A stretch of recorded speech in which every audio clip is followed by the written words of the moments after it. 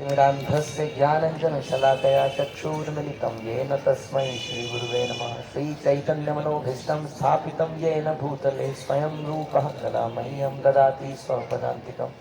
वन्देऽहं श्रीगुरौ श्रीयुतापदकमलं श्रीगुरुन् वैष्णवांश्च श्रीरूपं साग्रजातं सहितं रघुनाथान्वितं तं सजीवं साद्वैतं सावधूतं परिजनसहितं कृष्णचैतन्यदेवं श्री राधा कृष्ण पादान् सहगण ललिता श्री विशाखान्वितांश्च हे कृष्ण करुणा सिंधु दीनबंधु जगत्पते गोपेश गोपिकान्त राधा कांत नमस्तुते तप्त कांचन गौरांगी राधे वृंदावनेश्वरी वृषभानुसुते देवी प्रणमामि हरिप्रिये वाञ्छाकल्पतरुभ्यश्च कृपा सिन्धुभ्यैव च पतितानां पावनेभ्यो वैष्णवेभ्यो नमो नमः। जय श्री कृष्ण चैतन्य प्रभु नित्यानंद श्री अद्वैत गदाधर शिवासादि गौर भक्त वृंद। हरे कृष्णा कृष्णा कृष्णा हरे हरे हरे राम राम राम हरे हरे। नमो विष्णुपादाय कृष्णप्रेष्ठाय भूतले श्रीमते भक्ति वेदांत स्वामिनिति नामिने नमस्ते सारस्वते देवे गौरवाणी प्रचारिणे निर्विशेष शून्यवादी भाष्यादिरेशायने। हरे कृष्णा। तो हम पढ़ रहे हैं क्या? बृहद भागवतम प्रथम खंड में हम लोग श्लोक संख्या 47 में आए। तो राजधानी समीपे च सच्चिदानंद विग्रह साक्षात् दिवास्ते भगवान कारुण्यात् स्थिरतां गतः। उन महाराज की राजधानी में सच्चिदानंद विग्रह श्री भगवान कृपा करके अचल श्री विग्रह स्वरूप से साक्षात विराजमान है। तो राजा तो अच्छा ही, उसकी खास बात क्या है? वहां पर विग्रह, वहां पर शून्य की पूजा नहीं होती। वहाँ ऐसे मंदिर नहीं बनाए हुए हैं कि एक मंदिर बनाया हुआ है उसमें खाली जगह है उसमें सबको बैठा देते हैं, उन्हें कोई आवाज नहीं निकालेगा। ओम शांति शांति शांति, उसके बाद सब सो जाते हैं थोड़ी देर में। ऐसा मंदिर नहीं है। क्या है वहां पर? साक्षात भगवान का विग्रह विराजमान है। हाँ, ऐसी जगह क्या फायदा जहाँ पर भगवान का विग्रह ना हो? नहीं। आप देखिए, आप जयपुर में जाते हैं, जयपुर के राजा ने क्या कहा? मैं राज्य तो चलाऊंगा लेकिन तब चलाऊंगा जब रोज सवेरे गोविंद देव के दर्शन होंगे। तो उन्होंने ऐसा किया था, उन्होंने अपना बेडरूम भी जो बनाया था उसकी खिड़की से सीधा गोविंद देव जी के दर्शन आते थे। पहला दर्शन तो वहीं से करते थे। तो ऐसा देखते हैं आप, आज भी वो महल भी है और वो मंदिर भी है। नहीं, तो ऐसे राजा हुआ करते थे एक जमाने में। तो ऐसे ही वो जगह बता रहे हैं। और नित्यम नववस्तत्र जायते परमोत्सवः पूजा द्रव्याणि चेष्टानि नूतनानि प्रतिक्षणम। वहां पर क्या होता है? नित्य प्रति नए नए महोत्सव बनाए। बहाना ढूंढते हैं हम महोत्सव बनाने का। मेरे घर में भी करा लो, मेरे यहाँ संकीर्तन हुए बहुत दिन हो गए। अरे मेरे बच्चे के आज पहला दांत टूटा था इसलिए करा लो। हाँ, कुछ ना कुछ बहाने ढूंढते रहते हैं। क्या करने के? संकीर्तन के, उत्सव मनाने के। उत्सव मनाते हैं तो उत्साह आता है। तो उत्सव मनाते हैं लोग। उत्सव में क्या क्या होता है? उत्सव में पंडित जी आते हैं, थोड़ा लकड़ी जलाते हैं, स्वाहा करते हैं। नहीं, फिर क्या होता है? उत्सव उत्सव में कीर्तन होता है, जबरदस्त कीर्तन होता है, नृत्य होता है। हाँ, रोज प्रसाद मिलता है, मटर पनीर, ढोकला और मिक्स वेज, काजू कतली, कचौड़ी चटनी के साथ, दाल चावल, पूड़ी, रोटी, रसमलाई, शिकंजी, रसगुल्ला, रसगुल्ला मिलता है कि नहीं? कल भी बहुत कुछ मिला था आप लोगों को। इस प्रकार नित्य नए नए महोत्सव मनाए जाते हैं। कोई बहाना ढूंढते हैं महोत्सव मनाने का। ऐसी वो जगह है। पूजा द्रव्य आदि की सामग्रियां भी क्षण क्षण में नवीन और सुंदर प्रकार से श्री भगवान को निवेदित करी जाती हैं। पूजा की सामग्री ऐसा नहीं है प्रीमिक्स ला के वो डाले जा रहे हैं। वो कह रहे सामग्री भी अलग अलग तरीके से लोग बढ़िया सामग्री ला रहे हैं। अगरबत्तियां तो आती थी बनी बनाई, ये अपने आप जबरदस्ती अगरबत्तियां बना रहे हैं घर में बैठ के। हाँ, गोबर की अगरबत्ती, उसमें ये डाल उसमें वो डाल, कौन बना, लंबा बना, ये कर। कोई लोग ट्राई कर रहे हैं, कोई लोग नहीं ट्राई कर रहे हैं, तो हम क्या करें? लेकिन अलग अलग प्रकार की अगरबत्तियां, अलग अलग प्रकार के दीपक। ये कह रहे थे आज की ये दीपक तो जलते हैं, फिर ये आग क्यों जलाते हैं अलग तरीके से? देखा आपने? कब एक प्याले से में आग जलती है, फिर आपने दीपक भी देखे होंगे। फिर हमने कहा आपने वो लंबे लंबे दीपक नहीं देखे, ऐसे ऐसे दीपक, किसी में ऐसे दीपक, किसी में ऐसे दीपक, देखे अलग अलग। क्या है ये सब?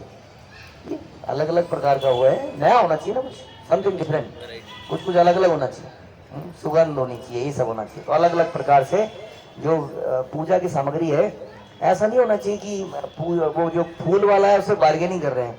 अगर 10 रुपए की माला मिलेगी, मेरा 5 रुपए का बजट है, तो बजट है तो क्या करेगा वो कोई सड़ा गला माला लाएगा। इससे बेहतर है कहीं पर पार्कों में जाइए और फूल बटोरिए। नहीं, लक्ष्मी नहीं है तो कोई प्रॉब्लम नहीं है। आप तुलसी के पत्तों को उसका गुलदस्ता बना सकते हैं। तुलसी के पत्ते तो हैं आप लोगों के पास, गमले उगा सकते हैं। फूल अगर महंगे हैं तो तुलसी के पत्ते का गमला बनाइए, उसके बीच में एक फूल डाल दीजिए और भगवान को दे दीजिए। नए नए तरीके से बना सकते हैं कि नहीं? हाँ, ये सारी कलाकारी जब बेटी की शादी होगी तब निकलेगी। हाँ, पहले भी निकल सकती है ना। तो अलग अलग तरीके से वो सड़ी सी प्लेट, हाँ, जो 20 साल पहले खरीदी थी, तांबे की प्लेट, जो 36 जगह से टेढ़ी मेढ़ी हो चुकी है, जिसमें छेद हो चुके हैं। हाँ, तो कुछ अच्छा सा प्रेजेंटेशन होनी चाहिए। महंगे सस्ते की बात नहीं है, कुछ अच्छी होनी चाहिए, चाहे हाथ की बनी हुई कुछ हो, वटेवर, कुछ नयापन, ताकि एकदम से ये ना लगे ये हो गया बस कर दिया, आज का टोटका खत्म। तो ऐसी वो जगह कह रहे हैं कि अलग अलग प्रकार की सुंदर से भगवान को वस्तुएं निवेदित करी जाती हैं, बढ़िया बढ़िया ढंग से। हाँ, भगवान को भोग लगाने के तरीके देख सकते हैं आप लोग। अलग अलग टेबलें हैं, अलग अलग आसन हैं। वो किरोसिए का बनाती थी माता है पुराने जमाने में बहुत कुछ। हाँ, वो महंगा तो नहीं पड़ता, वो उनका बना बना के अलग अलग करेगा। आज भगवान को इस पे बिठाएंगे, आज भगवान को इस पे बिठाएंगे, बैठा सकते हैं उसमें। ऐसी बहुत चीजें हो सकती हैं, जरूरी नहीं है खरीद के लानी चीजें महंगी महंगी। आज कौन, हाँ, कल हमें बता रहे थे कि राधा रानी जब वो तगड़ी पहनती है तो तगड़ी भी फूलों की बनाती है। वो कह रहे थे उन्हें चुभती है तगड़ी, तगड़ी भी फूलों की है बताइए। तो इस प्रकार कई चीजें करी जा सकती हैं। ऐसी वो जगह कह रहे हैं, इसका मतलब राजा ने वहां पे लोगों को ऐसा प्रेरित किया होगा, ऐसी ट्रेनिंग दी होगी कि वो ऐसा कर पा रहे हैं। राजधानी समीपे हो गया। ओके, विष्णु निवेदितस्ते सर्वे तद्देशवासिनः वेदेशिकाश्च बहवो भोजयन्ते तेन साधनम। वे महाराज अपने देश के निवासियों और बहुत से अन्य देशों से आए हुए व्यक्तियों को आदर सहित विष्णु की निवेदित महाप्रसाद सेवन कराते हैं। वहां पे और भी लोग आते रहते हैं, ऐसी जगह में लोग आते हैं कि नहीं? अरे हमने सुना है वहाँ ये भी है, हमने सुना है वहाँ ये भी है, वहाँ ये भी है, तो लोग देखने के लिए आते हैं ना। आज भी हम लोग ऐसी जगहों में जाते हैं जहाँ बड़े बड़े मंदिर है। हाँ? कितने बड़े बड़े मंदिर हैं। अब दिल्ली में लोग कहाँ कहाँ से आते हैं हमारे ईस्ट ऑफ कैलाश टेम्पल को देखने के लिए। वैसे ही रंगनाथ जी का मंदिर, श्रीरंगम, कहाँ कहाँ से लोग नहीं आते हैं उस मंदिर को देखने के लिए। और कोई अट्रैक्शन नहीं है। हाँ, रामेश्वरम ये हो गया, एक हमारे ये मीनाक्षी टेम्पल हो गया, जगन्नाथपुरी टेम्पल हो गया। Temple is the source of all tourism. Temple बन जाता है, ऐसे टेम्पल बना देते हैं कि वो टूरिस्ट स्पॉट बन जाता है। जैसे वृंदावन में क्या है, पता नहीं कितने 5 से 10 हजार टेम्पल है यहाँ पे। तो लोग टेम्पल्स के लिए तो आते हैं यहाँ पे, कोई और कोई सीन तो दिखता नहीं है ना। तो ऐसी जगह जब लोग आते हैं तो ये राजा क्या करता है, ये सिर्फ भगवान को इतनी सारी जो चीजें निवेदित हुई हैं, ये उससे अपने कनस्तर नहीं भरते हैं, ये उसको बांट के जो भी वहां आता है उसको खिलाते हैं। इस प्रकार ऐसा जगह है। मतलब अगर वहां चले जाए तो आपको प्रसादम प्लानिंग करने की जरूरत नहीं है। जैसे आप ब्रज में जाते हो तो ब्रज वाले रोटियां खिलाते हैं, लस्सी पिलाते हैं, सब कुछ। और पैसे मांगने को दो तो दे देते हैं पैसे आपसे, पैसे लेने को तैयार नहीं है। कितने भी पैसे दे दो आप, और एक रोटी इतनी मोटी और इतनी बड़ी और जबरदस्ती खिलाए जाए। और वो बता रहे थे कल ईश्वर प्रभु, कहते वो मिठाई तो थी नहीं वहाँ पे, मिठाई नहीं थी, तो उन्होंने क्या किया, कटोरी में घी भरा आधा और आधा भरा बूरा, और घी और बूरा, लो जी मिठाई। बताइए हम तो कितनी कैलकुलेशन कर लें, इतना घी कितना, 200 ग्राम तो हो गई, 200 ग्राम हो गया तो कितने का हो गया, 300 का वटेवर। हाँ बताओ, 300 की तो मिठाई चली गई। नहीं, इसलिए आजकल चाय क्यों पिलाते हैं, चाय पिलाते हैं, चाय में दूध सिर्फ उसको व्हाइट करने के लिए, हल्का सा व्हाइट हो जाए वो, तो उसके लिए व्हाइटनेस डालनी है, व्हाइटनेस है वो। बाकी तो फिर मानी है और फिर वो पत्ती है। और दूध नहीं पिलाते हैं कोई, और उसको ही फैशन बना लिया फिर। दूध पीने वाले को लोअर समझा जाता है, और चाय पीने वाले की तो, हम चाय पीने वालों की तो बात ही कुछ और है। और जो कड़क, जितनी कड़क चाय पिए समझ लो क्या है वो, उतना मॉडर्न है। जो ब्लैक टी पी पाए, ब्लैक कॉफी, ब्लैक टी, हाँ, तो अब क्या बोले, वो कहीं हृदय तो काला नहीं है। तो इस प्रकार से ऐसा कल्चर भी बन गया। तो इस प्रकार से खिलाते पिलाते हैं वो, खिलाते कि नहीं, देखा आपने ब्रज में, देखा ऐसा होता है। ऐसे ही इसकी जगह पर है, बता रहे हैं। ये राज्य ऐसी जगह है, अगर आप यात्रा लेके जाओ, द्रविड़ देश की यात्रा बना लीजिए आप पता नहीं कहाँ है वो, कौन से वाले को द्रविड़ मानोगे, कर्नाटक द्रविड़ है, तमिलनाडु द्रविड़ है, ये तो पता नहीं। तो जो भी है, वहां जब जाए तो वहाँ खाने की प्लानिंग नहीं करनी है। इसलिए जब महापुरुष यात्रा में चलते थे तो अपने साथ वालों को मना कर देते थे, कोई डब्बे नहीं चलेंगे साथ में, कोई नमकीन के पैकेट नहीं होने चाहिए बैग्स में, कोई बिस्किट के डब्बे नहीं होने चाहिए, रास्ते में सब मिल जाएगा, डोंट वरी, सब मिलेगा। ऐसी जगह वो है, सबको महाप्रसाद का आस्वादन कराते हैं उस जगह में। ओके, आगे चलते हैं। पुंडरीकाक्ष देवस्य तस्य दर्शन लोभतः महाप्रसाद रूपाना पाना द्युप्पो भोग सुखप्तितः साधु संग तिलाभाश्च नाना देशाद समागतः निवसन्ति सदा तत्र संतो विष्णु परायणः। भगवान श्री पुंडरीकाक्ष के दर्शन के लोभ से महाप्रसाद पाकर सुख लाभ करने तथा अनायास ही साधु संग प्राप्त करने के लिए विभिन्न देशों से आए लोग, अनेक वैष्णव वहां पर अवस्थान करते हैं। अब क्या हो गया, धीरे धीरे वो जगह बड़ी फेमस होती जा रही है, लोग दूर दूर से आ रहे हैं वहां पर। अब जो प्रसाद पा रहे होते हैं तो साथ में क्या मिल जाता है उनको, साधु संग और मिल जाता है वहां पर, क्योंकि वहाँ कथाएं चल रही होती हैं जगह जगह पर। तो जैसे मटर पनीर खा के आते हैं तो आराम से पेड़ों की छाया में बैठ के थोड़ा सुस्ता भी लेते हैं, थोड़ी बहुत नींद भी निकल जाती है, साथ साथ कुछ कथा भी चली जाती है, अनायास ही, बिना कुछ करे, अनायास आए, चलो चलो कहाँ जाना है, चलो चलो उधर को चलना है, बैठ जाओ बैठ जाओ।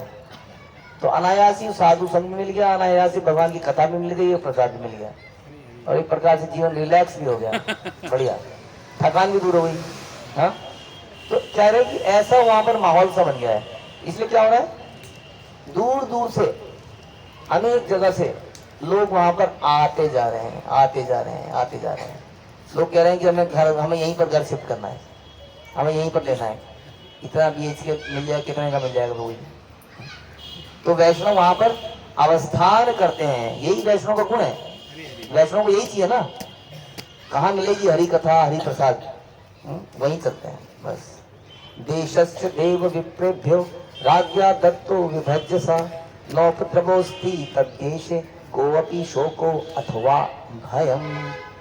तो यहाँ पर बता रहे हैं कि यद्यपि ब्राह्मणों और भगवान के उद्देश्य से राजा ने अपने देश को विभाजित करके दान कर दिया है।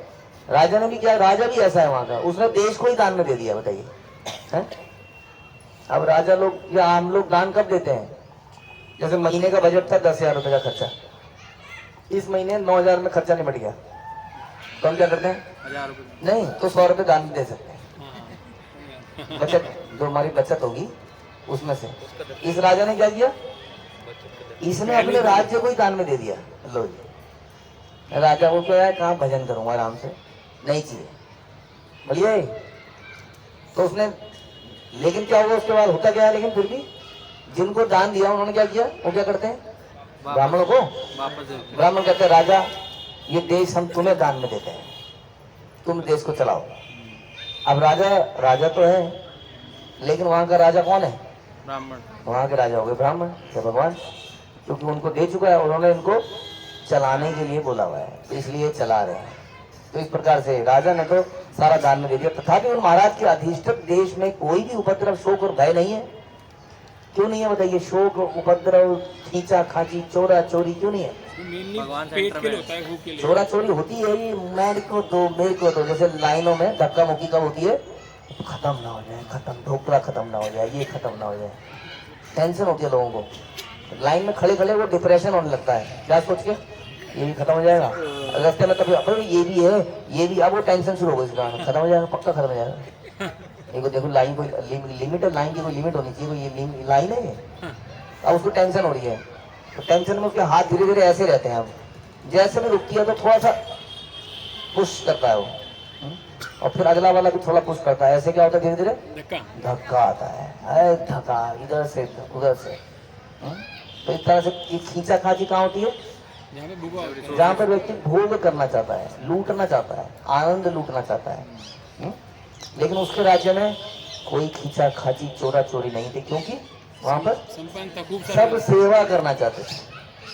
सब कहते थे कोई नहीं, खाने दो सबको, हम बाद में जो बचेगा वो देख लेंगे, कुछ शेष खा लेंगे, शेष अवशेष जो बचेगा। नहीं बचेगा तो क्या करेंगे। वो हम सुन रहे थे, वो राधा रानी ने ये मिट्टी के लड्डू बनाए दुर्वासा ऋषि के लिए। आप लोग खाएंगे मिट्टी के लड्डू? मिट्टी के लड्डू अवेलेबल है, इसमें चीनी मिलानी है थोड़ी सी, पूरा पूरा। दुर्वासा ऋषि को खिलाए थे उतारे मिट्टी के लड्डू। कौन सी मिट्टी थी वो? ब्रज की। ये कौन सी है? तो खाया जा सकता है शाम के प्रसाद में। तो इसलिए किसी को कोई भय नहीं था, किसी के दिमाग में कोई शोक नहीं था। नहीं, निर्जला एकादशी में कितना प्रसाद पाते हो आप? कुछ भी नहीं पाते, पानी नहीं पाते, शांत बैठे हैं, फिर कोई दिक्कत नहीं, उसमें कोई भाग दौड़ नहीं है। क्यों नहीं है? दिमाग को शांत कर रखा है, खाना ही नहीं है। लेकिन अभी क्या प्रॉब्लम हो गई दिमाग में? खाना है। अब मर जाएगा जो निर्जला में मर जाता नहीं तो अब तक। हाँ, 20 पंचक में 5 दिन फल खा के मर चुका होता अब तक, तो मरता नहीं है ना। लेकिन आपको पता नहीं क्यों मर जाता है अचानक।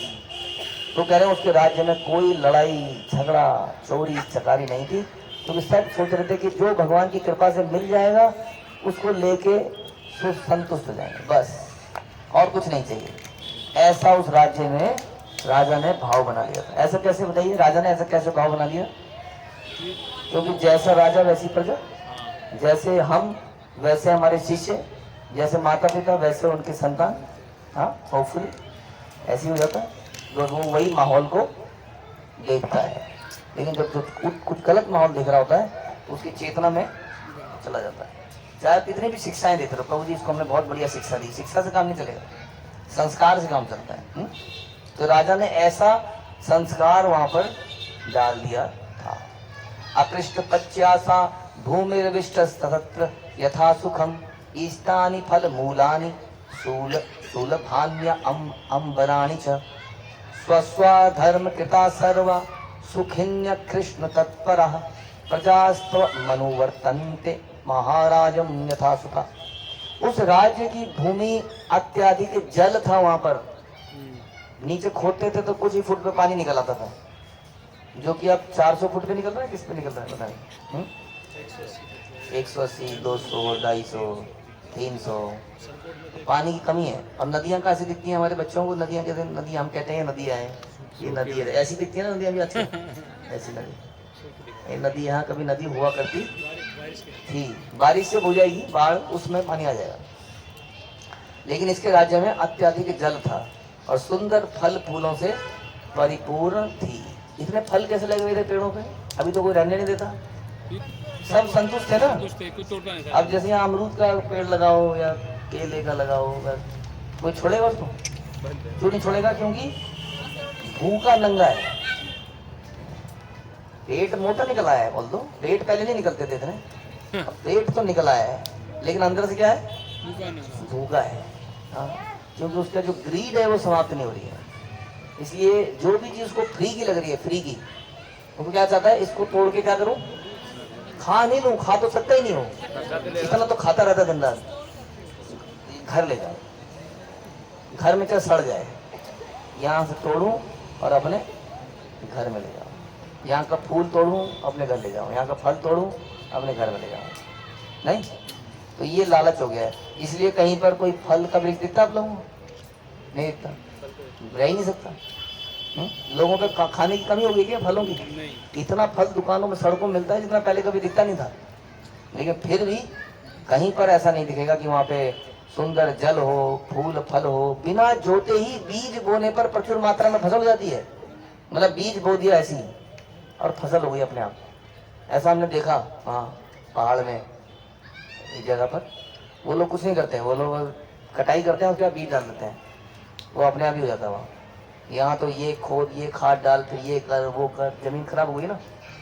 या कह लीजिए जमीन को पता चल गया है कि लालची आदमी है, इसलिए जमीन ने भी अनाज को छुपा लिया है। तो इसलिए कह रहे हैं कि ये ऐसा जगह है द्रविड़ देश में, वहाँ बीज डालते हैं फसल हो जाती है अपने आप। बढ़िया जगह की नहीं। अतः उस राज्य में फल की, मूल की, वस्त्र की कोई कमी नहीं है, बड़ी आसानी से मिलता है। ओरिजिनल सिल्क, वो क्या क्या होता है आप लोगों के नकली सिल्क, टेरिकॉट, पता नहीं क्या क्या, सिंथेटिक, वो वाला सिल्क नहीं, असली सिल्क, कांचीपुरम, कांचीबड़ा, कांचीपुरम, जो भी है, असली सिल्क मिलता है। सारे कपड़े मिलते हैं। भगवान ने दे रखा है सारी चीजें, नहीं सिल्क भगवान ने दिया, इंसान ने बनाया है। अब आके बच्चों को पता ही नहीं होगा, भगवान ने सिल्क ऑलरेडी दे रखा है, लेकिन हम अपना फिर बनाते हैं, क्योंकि इतना सिल्क है ही नहीं अवेलेबल, तो नकली सिल्क बनता है। तो कह रहे हैं वहाँ पर सारी ये सब चीजें सब आराम से अवेलेबल थी, हीरे जवाहरात, चांदी बंदी, और ये आपका मोती, समुद्र से मोती निकलते हैं, वो डुबकी मारता है, वो सीपियाँ लाता है, उसमें से मोती निकलते हैं। वो क्या करता है मोती का, वो माला बना लेता है। अब आपको मोतियों की माला मिलती है, अब वो नकली मोती मिलते हैं, उसमें पहचान चाहिए फिर असली मोती कौन सा है। तो कह रहे हैं इसी की कोई कमी नहीं थी। वहाँ की प्रजा भी अपने अपने धर्म के अनुष्ठान में लगी थी, सब अपना अपना धर्म कर रहे हैं अपने अपने घर में। सबके सवेरे निकल जाओ तो संग यहाँ बज रहा है, फिर वहाँ बज रहा है, फिर मंगल आरती आ रही है, आवाज आ रही है, टन टन टन टन टन आ रही है चारों तरफ। हाँ, ऐसा चल रहा है वहाँ पर। और सभी लोग कृष्ण भक्ति में तत्पर होकर सुख लाभ करते हैं। सभी को उन्होंने ट्रेनिंग दे दी है कि सबको भक्ति करनी पड़ेगी, गरीब हो या अमीर हो। पुत्र के समान सभी लोग राजा की आज्ञा का पालन करते हैं, लेकिन क्योंकि वो राजा को अपना गुरु, अपना सब कुछ मानते हैं, एक तरह से भगवान का रिप्रेजेंटेटिव राजा को मानते हैं, उसकी आज्ञा का पालन करते हैं, क्योंकि राजा उनको भगवान की तरफ लेके जाता है और उसका फल दिख रहा है कि समृद्धि समृद्धि आ रही है। इसलिए नेचुरल फॉलोअरशिप है। वहाँ पे वोटिंग नहीं करानी पड़ती 5 साल के बाद। 5 साल बाद वो सरकारें बदलती नहीं है। हाँ, वो उस पर लांछन लगा रहा है, वो उस पर लांछन, ऐसा वहाँ पे नहीं हो रहा। सब कह रहे हैं पिता की तरह मानते हैं, वोटिंग की तो बात छोड़ दो, यानी कि मरने के लिए तैयार है। राजा के ऊपर कोई उंगली उठा दे तो मरने मारने के लिए तैयार हो जाएंगे, ऐसा उनका भाव है। बोलिए जी, कैसी जगह है, जाना चाहते हैं आप? सचार गवः सदा नीच योग्य सेवा भिरुच्यतम भजन भजमानो अखिलान लोकान रम्यस्यच्युत प्रियः। और बता रहे हैं ये सारे लोग क्या हैं, भगवत भक्ति परायण। राजा निरअहंकारी होकर भगवान की छोटी छोटी सेवा भी खुद करता है। राजा भी ऐसा है कि जब यात्रा निकलती है तो झाड़ू मारने लगता है, हाँ खुद ही। और खुद ही जैसे घर में भोग बना दिया अगर किसी ने, सर्वेंट क्या करता है, ज्यादा पर्दा खोलता है, भोग लगाने लगता है। उसको पीछे लगा दो ना, ऐसे नहीं करना पड़ता। भोग लगा दो प्लीज, मेरे को भी तो देखो ना, मैं सब काम कैसे करूँ, देखो अपना जल्दी उठो, टाइम मैनेजमेंट करो, बढ़िया मैनेजमेंट करो, ऐसा नहीं बोलता वो। क्या करता है वो खुद ही लगाने लगता है। और अगर पत्नी सवेरे लेट उठी तो खुद ही बनाने में लगता है। और है कौन, राजा है, लेकिन निरअहंकारी, अहंकार नहीं है उसके अंदर कि मैं ही करूं, लेकिन फिर भी सारे काम करता नहीं, क्योंकि उसको और भी करना है। कहने का मतलब ये है, ये नहीं है कि वो दिन रात खाना बनाता रहता है तो बाकी काम कैसे होंगे। जब उसको मौका मिल जाता है तब उस काम को कर देता है, वो रुकता नहीं कि कोई आके करेगा। और राजा के ऐसे व्यवहार से लोगों को बड़ा आनंद आता है, लोग भी खुद ही करने को तत्पर रहते हैं। और इसका उल्टा होता है आलसी अंधेर नगरी चौपट राजा। वहां पर क्या है, वहां पर राजा कहता है इसको कर दे और बैठा है वो, हाँ? और दूसरा कहता है, क्या कहता है, इस काम को कर दियो, इस काम को कर दियो। वो काम ही नहीं होता। हाँ, राजा इससे पूछता है, वो उससे पूछता है, उससे पूछता है, उसे एक दूसरे पे दोस्त लगता रहता है। इसके विपरीत यदि हम खुद करते हैं तो दूसरा भी करता है। हाँ, तो ऐसा वहां पर माहौल है कि सब लोग एकदम काम में तत्पर हैं और आनंद का अनुभव करें। जैसे जब चैतन्य महाप्रभु ने गुंडीचा मंदिर की सफाई करी तो सभी लोगों ने सफाई करी और उन्होंने खुद भी उसका मार्जन किया। तो सभी ने मार्जन किया। समझ में आया जी, क्या समझ में आया? राजा को क्या करना चाहिए, अहंकार नहीं होना चाहिए। राजा को क्या करना चाहिए, समझ में आया होगा ना? अपने उदाहरण समझ। ये समझ जाए कि हमें क्या करना चाहिए। हाँ, आप करेंगे तो आपके बच्चे भी करेंगे। हाँ, नहीं तो और वो बच्चा देखेगा, ये दोनों लड़ते रहते हैं, भोग लगा, बाकी सब काम घर में ठीक चलता है, एक काम में घर में लड़ाई है रोज, किसमें? भोग कौन लगाएगा? तो बच्चे समझ रहे हैं, अच्छा ये काम नहीं करना है, सब काम कर देना। पता नहीं उसी में क्या दिक्कत लगता नहीं आप लोगों को कि वो जो 10 मिनट है जीवन के सबसे भारी समय नहीं है वो। क्या कहना है? बच्चे भी बस निकालो, हर कोई परेशान है इस प्रोसेस से बस। तो वो भी देखता है कि हाँ ये काम नहीं करना है इसका मतलब। तो इस प्रकार से राजा जब वो सेवा करता है तो वहां पर आनंद का एक अलग से एक भाव सा बन गया है। तस्याग्रे विविधेनाथ गाथा संकीर्तने स्वयं नित्यं दिव्यानि गीतानि गायन वाद्यानि वादयन घात भार्या सुते पौत्री भृत्या मात्य पुरोहिते अब अन्वेष्य स्वजनैः साकं प्रभूतं सुतोषयत् सदा। वह राजा स्वयं अपने और अपने भाई, पत्नी, पुत्र, पौत्र, सेवक, मंत्री, पुरोहित सभी लोगों के साथ क्या करता है? और पूछिए, नौटंकी करता है, नृत्य करता है। राजा को देखा आप नाचते, कैसा लगेगा वो? हाँ, आपने कैसा देखा है? कैसे देखा है? जो वो एक लड़का अपनी शादी में आते हैं आजकल, तो कैसे आता है तलवार लेके?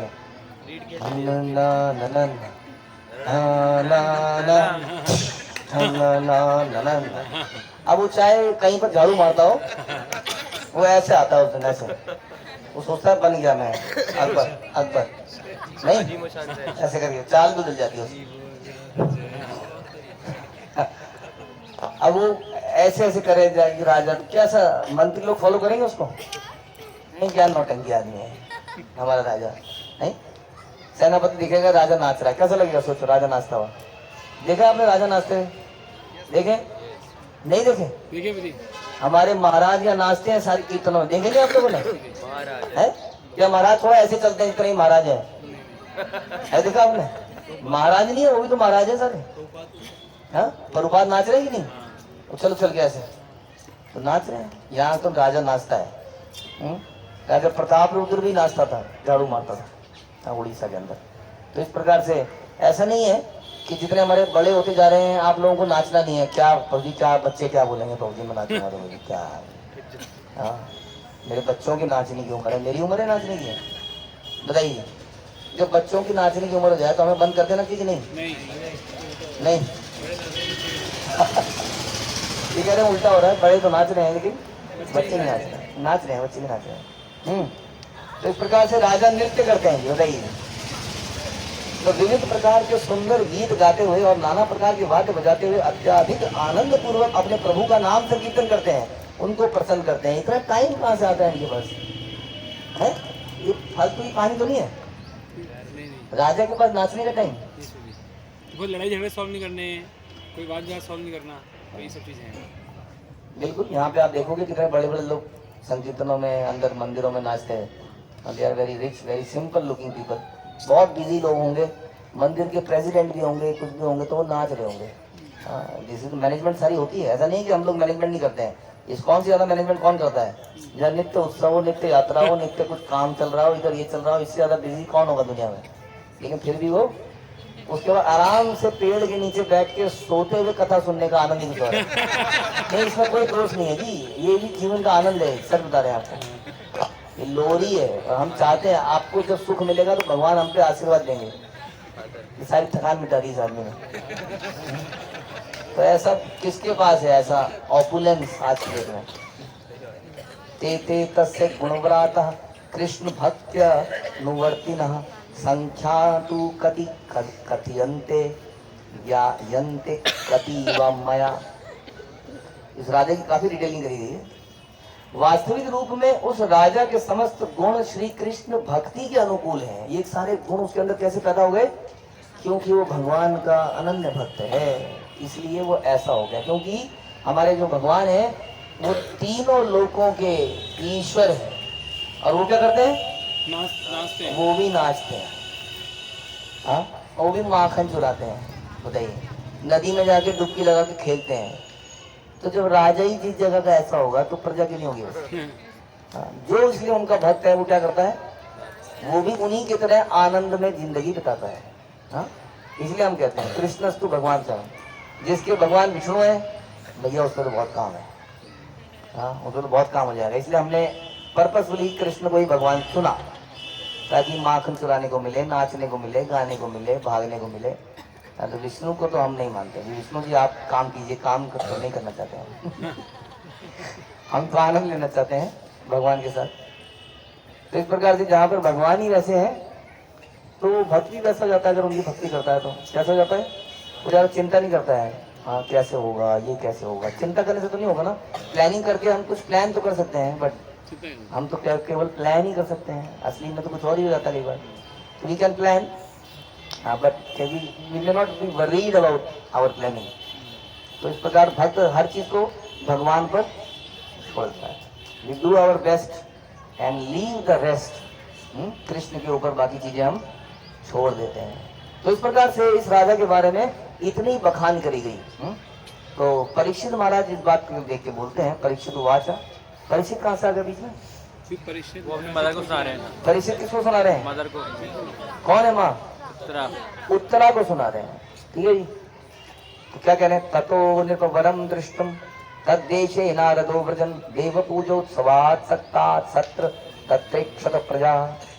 तो परीक्षित ने कहा कि यह वृत्तांत सुनकर श्री नारद उस श्रेष्ठ राजा के दर्शन के लिए तुरंत वहां से निकल गए। एकदम जैसे बताते बताते ही नारद मुनि जैसे बताते बताते आप लोग गायब हो जाए वहां से। अरे कहाँ गए? प्रभु जी जा रहे हैं द्रविड़ देश। तो नारद जी तुरंत वहां चले गए, वहां से सुनते सुनते ही, और वहां पर पहुंच गए। और उस राज्य के ने स्थान स्थान पर उन्होंने प्रजा को भगवान की सेवा में अनुरक्त देखा। उन्होंने टेस्टिंग करी वहां पे जाके और देखा बिल्कुल ऐसा ही है, वो हो चले गए वहां पर। हाँ, कोई कह रहा है कि हमने वीडियो में देखा गाजियाबाद में चमत्कार, तो वीडियो देख के हम यहाँ पर आए। हाँ, तो देखा अच्छा अच्छा ऐसा हो रहा है, अच्छा ऐसा हो रहा है, अच्छा। तो वो भी वहां पर पहुंच ही गए। और पहुंचने के बाद राजा को क्या बोलेंगे, हे राजन आप ही हैं भगवान के सबसे श्रेष्ठ भक्त। तो राजा इसके आगे क्या बोलेंगे ये रहस्य अगले प्रवचन में बताएंगे। हरे कृष्णा। श्रील प्रभुपाद की जय, सनातन गोस्वामी की जय, बृहद भागवतम की जय।